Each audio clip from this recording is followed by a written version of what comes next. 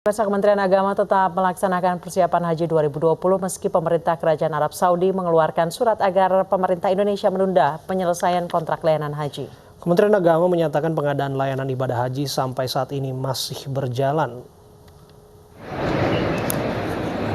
Direktorat Jenderal Kementerian Agama memastikan persiapan penyelenggaraan ibadah haji tetap dilaksanakan sesuai jadwal. Bahkan pemerintah telah membuka pelunasan biaya haji mulai hari ini hingga tanggal 17 April mendatang. Menurut Direktur Jenderal Haji dan Umroh, Nizar, proses pengadaan layanan jemaah haji di Indonesia, jemaah haji Indonesia di Arab Saudi dan tanah air terus berjalan. Namun di tengah persiapan penyelenggaraan ibadah haji beredar surat dari Kerajaan Arab Saudi yang meminta pemerintah Indonesia menunda kontrak pelayanan ibadah haji tahun ini. Permintaan Arab Saudi ini terkait semakin mewabahnya virus corona.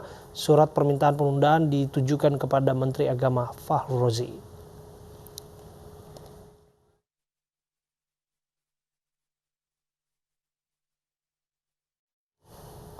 Lalu bagaimana pelaksanaan ibadah haji bagi warga Indonesia tahun ini? Untuk membahasnya sudah bergabung bersama kami Oman Fatur Rahman, staf ahli Menteri Agama, bidang manajemen komunikasi dan informasi. Assalamualaikum, selamat sore Pak Oman. Waalaikumsalam warahmatullahi. Selamat sore Mas Abraham ya. Arab Saudi mengeluarkan surat agar kontrak pelayanan haji ditunda. Ini apa isi suratnya dan bagaimana respon kita Pak? Ya, pertama saya ingin klarifikasi bahwa suratnya itu bukan dari kerajaan ya, bukan dari Kerajaan Arab Saudi, tetapi dari Wuzaratul Hajj wal Umroh, jadi dari Kementerian Urusan Haji dan Umroh. Pada tanggal 12 Maret 2020, Bapak Menteri Agama, Bapak Fahrul Razi memang menerima surat dari Yang Mulia Muhammad Saleh Banten, yang isinya itu adalah meminta perihalnya itu permohonan untuk menunggu atau bersabar dalam menyelesaikan kewajiban baru hingga jelasnya masalah COVID-19. Jadi intinya itu sebetulnya Menteri Urusan Haji dan Umroh di Arab Saudi meminta supaya pembayaran sebut saja uang muka untuk layanan-layanan sesuai dengan yang sudah disepakati itu ditunda dulu. Okay. Jadi bahasa Arabnya itu at-taroyus. Jadi minta untuk at-taroyus. At-taroyus itu ya bisa diartikan santai dulu, tenang dulu sampai menunggu bagaimana keadaan perkembangannya. Jadi sama sekali memang bukan pembatalan kontrak hajinya ya, bukan ya. Baik, tapi kalau misalnya untuk persiapan, petugas haji dan lain sebagainya, apakah tetap dianjurkan untuk dilakukan atau bagaimana Pak? Ya, jadi Kementerian Agama melalui Konsul Haji di Jeddah juga itu sudah langsung menindaklanjuti dengan bertanya. Karena dalam klausul surat itu, kalau boleh saya sebutkan ya, setidaknya ada 3 poin penting. Yang pertama, minta supaya penundaan tadi itu, kemudian yang kedua juga meminta supaya kalau ada hal-hal yang belum jelas itu silahkan dikonsultasikan.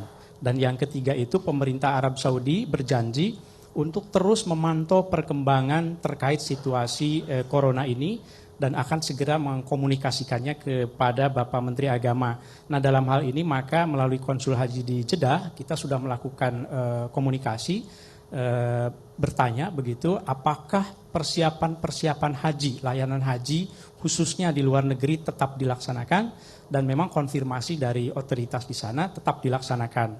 Oleh karenanya dari Konsul Haji di Jeddah juga kemarin sudah mengirimkan laporan kepada Direktur Jenderal PHU di Kementerian Agama terkait dengan tim akomodasi, tim transportasi, dan tim konsumsi yang memang sudah lebih dari 1 bulan ini melakukan persiapan sehingga pada saatnya ketika haji tetap dilaksanakan kita sudah siap.